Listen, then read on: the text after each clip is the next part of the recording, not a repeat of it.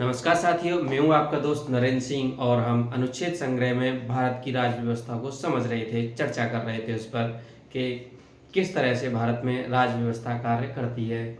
और हमने 20 वीडियोज़ में, पिछले 20 वीडियोज़ में हमने शुरुआत नागरिकता से लेकर के नागरिकता, संघ राज्य क्षेत्र, मूल अधिकार, नीति निर्देशक तत्व और संघ सरकार और राज्य सरकार, इन सारे चीज़ों को हमने कवर कर लिया है पिछली वीडियो में। तो साथियों, जिन्होंने नहीं देखे हैं उन्हें ज़रूर देखें, वो बहुत ही महत्वपूर्ण है। और आज का वीडियो भी बहुत ही दमदार रहने वाला है अभी ये वीडियो, और उसे आप पूरा लास्ट तक देखें और तभी कोई निर्णय लेंगे किस तरह का वीडियो है, यूज़फुल है या नहीं। और मेरा उद्देश्य है गरीब किसान या गरीब मजदूरों के बच्चे जो जिनके पास एजुकेशन के लिए उपलब्ध नहीं रहते हैं, अभाव रहता है पैसों का, तो उनके पास कंप्लीट जानकारी पहुंचे। हालांकि बहुत सारे यूट्यूबर उपलब्ध कराते हैं, लेकिन वो कुछ कराते हैं कुछ छोड़ देते हैं, लेकिन यहाँ पर कंप्लीट सोल्यूशन मिलेगा। तो उसी को ध्यान में रखते हुए मैं कंटिन्यूअस चल रहे हैं। हमने पिछले वीडियो में 237वें अनुच्छेद तक देख लिया था हमने। तो 237वां जो अनुच्छेद है हमारा, वो आता है हमारे भाग 6 में, और 238वां जो अनुच्छेद है हमारा, और वो आता है भाग 7 में। और भाग 7 को निश्चित अर्थात समाप्त कर दिया गया 7वें संविधान संशोधन 1956 के द्वारा। और उसके बाद आ जाता है हमारा भाग 8 और अनुच्छेद 239। तो 238 ही सिर्फ है भाग 7 में। तो हम आगे चलेंगे, भाग 8 को देखेंगे, लेकिन उससे पहले आज हम जान लेते हैं भारतीय स्थानीय शासन के ऐतिहासिक पृष्ठभूमि के बारे में, क्योंकि इसके बाद वही आने वाला है, ऐतिहासिक पृष्ठभूमि भारत में स्थानीय स्वशासन की। तो भारतीय समाज में शुरुआत से वैदिक काल से ही लोकतांत्रिक मूल्यों रहे हैं, और उन मूल्यों को मानने वाले समाज के मूल्य रहे, तो समाज में सभी लोग उन्हें मानते रहे हैं। तो उसी परंपरा को ऋग्वेद में हमें कुछ जगह शब्दों का प्रयोग मिलता है, जिनमें है ऋग्वेद में सभा, समिति, विदथ को स्थानीय इकाइयों के नाम से जाना उल्लेख किया गया है, और वे इकाई स्वतंत्र हुआ करती थी। और ये जो इकाई थी, राजा भी कोई निर्णय लेते थे तो पहले इनसे सलाह किया, सभा, समिति और विदत से सलाह करके तब निर्णय किसी बड़ी चीज पर लिया करते थे। तो हमारे भारतीय समाज में ये बहुत ही पुरानी परंपरा रही है, लोकतांत्रिक मूल्य। आधुनिक भारत में जब हम देखते हैं तो आधुनिक भारत में लॉर्ड रिपन, हालांकि उनसे पहले लॉर्ड मेयो ने स्थानीय शासन के लिए कुछ करने का प्रयास किया था, लेकिन कुछ ज्यादा नहीं हो पाया। और उसके बाद लॉर्ड रिपन 1882 में स्थानीय शासन के लिए मुकामी बोर्ड का गठन किया गया, और इसी को भारत में स्थानीय शासन का मैग्ना कार्टा माना जाता है। अर्थात लॉर्ड रिपन 1882 में एक तरह से स्थानीय शासन का मैग्ना कार्टा माना जाता है, उनके द्वारा जो भी नियम कानून लाए गए। तो इस तरह से हम कहीं कहीं क्वेश्चन होता है कि भारत में स्थानीय शासन के जनक कौन है, तो लॉर्ड रिपन आंसर हो सकता है, यदि और नहीं है तो कोई, तो वहां से ध्यान रखें हम। और उसके बाद में जब भारत आजाद हुआ तो महात्मा गांधी जी के पहले से ही विचार थे कि शासन में शक्तियों का केंद्रीयकरण नहीं होना चाहिए, अर्थात विकेंद्रीकृत व्यवस्था होनी चाहिए। और गांधी जी का मानना था कि भारत जो है गांवों का देश है, अर्थात यहाँ पे गांव डेवलप होंगे तो ही अपने आप देश डेवलप हो जाएगा। तो गांव अर्थात एक धुरी है भारत राष्ट्र की, धुरी है अर्थव्यवस्था की मान लें, या समाज की या संस्कृति की धुरी उन्होंने माना था। तो उनका विचार शुरू से ही था कि भारत में स्वतंत्र स्थानीय निकाय बने। लेकिन जब संविधान का निर्माण हो रहा था तो संविधान सभा के सदस्यों ने, या ये कहें कुछ लोग मतलब इसको उस समय सफल नहीं मान रहे थे कि किस तरह से कैसे इसे लागू किया जाएगा। तो उन्होंने लोकतांत्रिक संसदात्मक व्यवस्था को अपनाया और जो महात्मा गांधी के विचार थे उन विचारों को अनुच्छेद 40 नीति निर्देशक तत्व भाग 4 में उन्हें स्थान दिया गया कि भारत सरकार या राज्य जो है पंचायती राज निर्माण करने का प्रयास करेगा। इस तरह से नीति निर्देशक तत्वों में निर्देश दिए गए। तो उसी को लागू करने के लिए पंडित जवाहरलाल नेहरू भारत के जो प्रथम प्रधानमंत्री थे उन्होंने उस ओर सकारात्मक प्रयास करने की कोशिश की और उसी कोशिश में सबसे पहले उन्होंने सामुदायिक विकास कार्यक्रम 1952 में 2 अक्टूबर को इसे लागू किया था, सामुदायिक विकास कार्यक्रम को। और इसके सहयोग के लिए 1953 में राष्ट्रीय प्रसार सेवा की भी शुरुआत की। और लेकिन कुछ दिन में, या ये कहें उस समय जागरूकता के अभाव में ये सफल नहीं हो पाया। तो इससे उस समय के जो उत्साह था उन नेताओं में, तो उन उत्साह में कमी आई और वो उसको असफलता को जांचने के लिए एक और समिति बनाई जिसका नाम था बलवंत राय मेहता।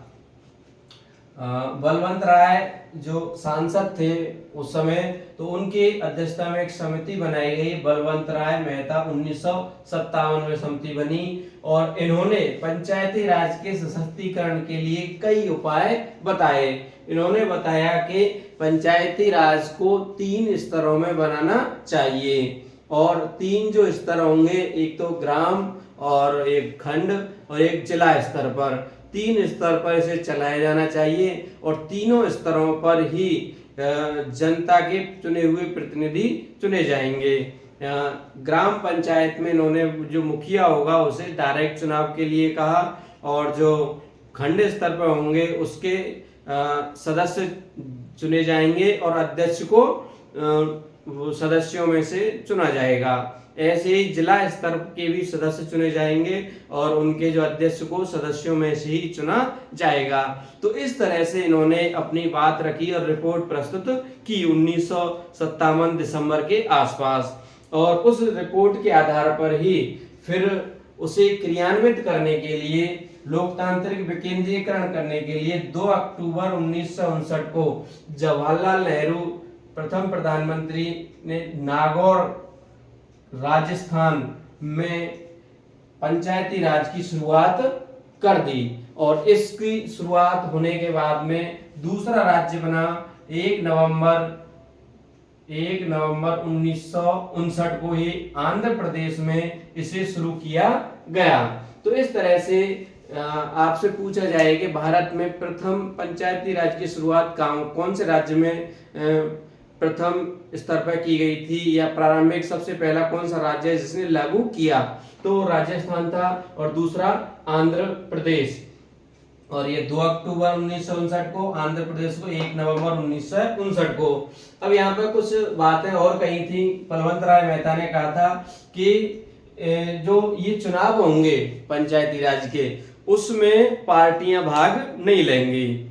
तो उन्होंने पार्टियों का मना किया था कि और उसे लोकल जनता के द्वारा ही, लोकल आपस में ही चुनाव लड़ेंगे और उन्हीं में से जनप्रतिनिधि चुन के आएंगे और वो अपनी जो लोकल समस्याएं हैं, वहाँ की स्थानीय समस्याओं का समाधान स्वयं निकालेंगे और उनका समाधान करेंगे। इस तरह के इनके विचार थे, जिससे कि लोगों में जागरूकता आएगी लोकतंत्र के प्रति और जो विधायक या सांसद होंगे उनको भी जागरूक होकर के वो चुनेंगे।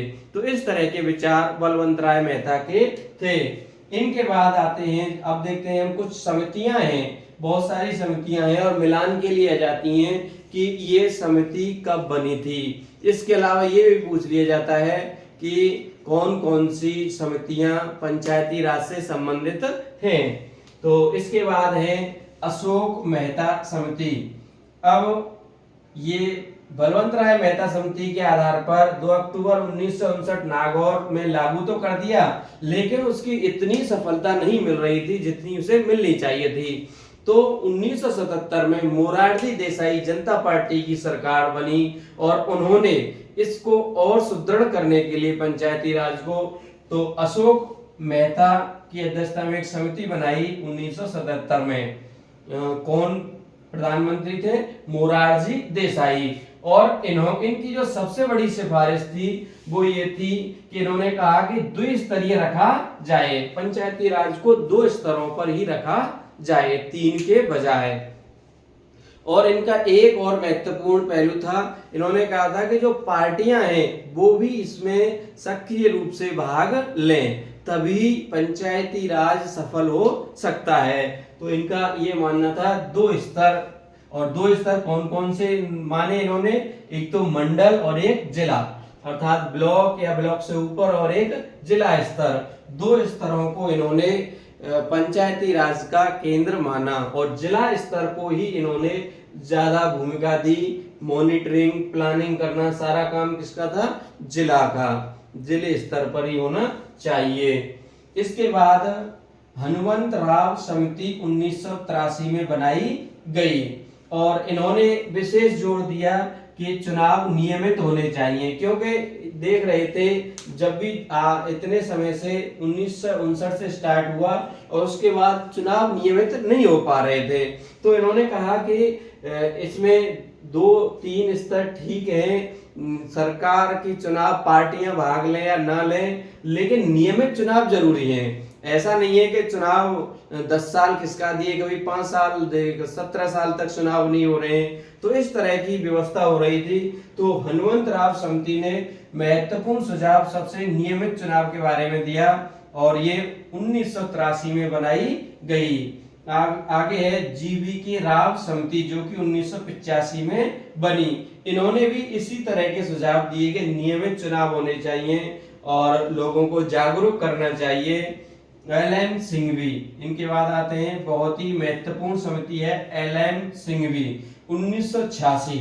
इन्होंने संवैधानिक दर्जे की बात की थी कि संवैधानिक दर्जा दिया जाना चाहिए पंचायती राज को और वित्तीय संसाधन भी उपलब्ध कराए जाने चाहिए जिससे कि वो अपने खर्चों को निकाल सकें, क्योंकि इसके अभाव, वित्त के अभाव में कोई भी संस्था काम नहीं कर सकती सही तरीके से, या ये कहें मजबूती से कोई काम नहीं हो पाता वित्त के अभाव में। तो यहाँ पर ये संवैधानिक दर्जा और वित्तीय की बात एल.एम. सिंघवी ने की। ये कई बार क्वेश्चन आ गया है कि पंचायती राज को संवैधानिक दर्जा देने की बात सबसे पहले किसने की थी? तो वो एल.एम. सिंघवी समिति 1986 के द्वारा। फिर पी.के. थुंगन समिति 1989 बनाई गई और उसने भी संवैधानिक दर्जे की बात की गई और वित्तीय संस्थाओं और नियमित चुनाव के बारे में इन्होंने कहा कि ये सारी चीजें होनी चाहिए तभी पंचायती राज सफल हो सकता है। तो 1989 में ही राजीव गांधी की सरकार के द्वारा एक संविधान संशोधन लाया गया, 64वां संविधान संशोधन लाया गया, जिसे कि लोकसभा में पारित कर दिया गया लेकिन राज्यसभा में पारित नहीं हो पाया और सरकार गिर गई, या ये कहें चुनाव होने वाले थे 1989 के। तो इस तरह से यहाँ तक ये चलता रहता है और इस तरह से ये घटनाक्रम हमारा चल के आता है। और फिर उसके बाद में 1991 में पीवी नरसिंह राव की सरकार बनती है और जो कि केंद्रीय गठबंधन की सरकार थी जिसके पीवी नरसिंह राव प्रधानमंत्री भारत के थे और कांग्रेस की ही सरकार थी वो भी। तो उनके कार्यकाल में 73वां और 74वां संविधान संशोधन अधिनियम बनाया गया और 1992 इनका नाम था संशोधन अधिनियम 1992 और इसे 93 में लागू किया गया। 73वां संविधान संशोधन 24 अप्रैल को लागू हुआ 1993 को और 74वां संविधान संशोधन 1 जून 1993 को लागू हुआ। 73वां संविधान संशोधन पंचायती राज से संबंधित है और 74वां संविधान संशोधन शहरी निकायों से संबंधित है। तो यहाँ से क्वेश्चन आने के चांस हमेशा रहते हैं, चाहे पुलिस का हो या आरपीएफ या CGL किसी का भी एग्जाम हो, निश्चित रूप से यहाँ से एग्जाम में क्वेश्चन आते हैं, तो आप इसे ध्यान से सुने और एक बार नोट करें जरूर। ये यहाँ तक स्थानीय शासन का इतिहास रहा है हमारे भारत में। इससे आगे की चीज जो है हम नेक्स्ट वीडियो में देखेंगे। उससे पहले हम देख लेते हैं भाग 8 को, जिसमें कि संघ राज्य क्षेत्रों के प्रशासन के बारे में बताया गया है। क्योंकि हमने 238 तक जान लिया था, तो 239वां अनुच्छेद भाग 8 आ जाता है हमारा। और भाग 8 में संघ राज्य क्षेत्रों के प्रशासन के बारे में वर्णन है। संसद विधि के अंतर्गत राष्ट्रपति प्रशासक के माध्यम से, अर्थात जैसे राज्यों में राज्यपाल को भेजता है राष्ट्रपति, ऐसे ही यहाँ पर किसके द्वारा होगी, संसद विधि बनाएगी और उसके अंतर्गत राष्ट्रपति प्रशासकों के माध्यम से शासन करते हैं, सीधे शासन करते हैं यहाँ पे राष्ट्रपति। और प्रशासक को यहाँ पर ज्यादातर उपराज्यपाल कहा जाता है। क्या कहा जाता है, उपराज्यपाल केंद्र शासित प्रदेशों में जो प्रशासक होता है। अनुच्छेद 239 के, इसमें कुछ संघ राज्य क्षेत्रों को विधानमंडल या मंत्री परिषद का सृजन की बात की गई है। और कुछ की यहाँ पर हम जाने 239 के पुदुचेरी के बारे में बात करता है। हमारे भारत में 2 केंद्र शासित प्रदेश ऐसे हैं जिनकी खुद की विधायिका है। 239 के तहत पुदुचेरी है और उस खुद की विधायिका है, और वहां की विधायिका में 32 सदस्य होते हैं, 30 चुने हुए और बाकी जनता चुनती है 30 को, और बाकी वहां राष्ट्रपति के द्वारा उनका नॉमिनेशन होता है। 239 के ये दिल्ली के संबंध में विशेष उपबंध करता है अनुच्छेद। ये भी क्वेश्चन आ जाता है क्यों दिल्ली में बाद में विधान सभा बनी है, और ये कब बनी थी, अनुच्छेद एक संविधान संशोधन हुआ था, उसका नाम था 69वें संविधान संशोधन के द्वारा दिल्ली के विशेष उपबंध किए गए। दिल्ली संघ राज्य क्षेत्र को राष्ट्रीय राजधानी क्षेत्र बनाया गया और वहां के लिए विधानसभा बनाई गई। 69वें संविधान संशोधन 1991 से इसे जोड़ा गया, और 1992 भी इसी में एक 70वां संविधान संशोधन भी किया गया। तो ये 69 और 70 दोनों दिल्ली की विधानसभा से संबंधित है संविधान संशोधन। और 239 के अर्थात AA दो जो ये अनुच्छेद है, ये दिल्ली की विधानसभा से संबंधित है, जिसे कि बाद में जोड़ा गया है। 239 के संवैधानिक तंत्र विफल होने की दशा में, तो इन केंद्र शासित प्रदेशों में संवैधानिक तंत्र प्रशासक देखते हैं, उपराज्यपाल देख रहे हैं, यदि बाई चांस विफल हो जाता है तो उस दशा में राष्ट्रपति विधि के अनुसार उपबंध करता है वहां पर। और 239 ये विधानमंडल विश्रांति काल में अध्यादेश जारी करने का जो अधिकार प्रशासक को होता है। जैसे राज्यों में राज्यपाल के पास होता है, केंद्र में राष्ट्रपति के पास अध्यादेश जारी करने का होता है, ऐसे ही 239 के तहत उपराज्यपालों को अध्यादेश जारी करने का अधिकार होता है। 240 में संघ राज्य क्षेत्रों के लिए राष्ट्रपति की विनिमय शक्ति, अर्थात संघ राज्य क्षेत्र के जो प्रदेश हैं उनके लिए विधि विनिमय करने की राष्ट्रपति की शक्ति प्राप्त है, और वो प्रशासक के माध्यम से शासन करवाते हैं वहां पर। तो हम यहाँ पे देख लेते हैं कौन कौन से राज्य हैं। 2 राज्य तो वहां निकल गए, एक तो 239 के में पुदुचेरी और 239 के में दिल्ली। बचे हमारे पास अंडमान निकोबार द्वीप, लक्षद्वीप, दमन द्वीप और दादरा नगर हवेली, और चौथा चंडीगढ़ और जम्मू कश्मीर और लद्दाख। इस तरह से 6 केंद्र शासित प्रदेश ये और 8 केंद्र शासित प्रदेश हैं वर्तमान में। तो इन पर विनिमय करने की शक्ति राष्ट्रपति को प्राप्त है। 241वां अनुच्छेद संघ राज्य क्षेत्रों के लिए उच्च न्यायालय की बात करता है कि संघ राज्य क्षेत्रों के लिए भी अलग से संसद विधि बना करके एक उच्च न्यायालय बनाया जा सकेगा। लेकिन साथ ही ये भी व्यवस्था करता है 241वां अनुच्छेद कि अन्य जो राज्य का उच्च न्यायालय है उसको भी उसकी अधिकारता क्षेत्र बढ़ा करके इन्हें दिया जा सकता है। जैसे कि पुदुचेरी जो है इसका उच्च न्यायालय मद्रास जो उच्च न्यायालय है वही लगता है, जो तमिलनाडु का है।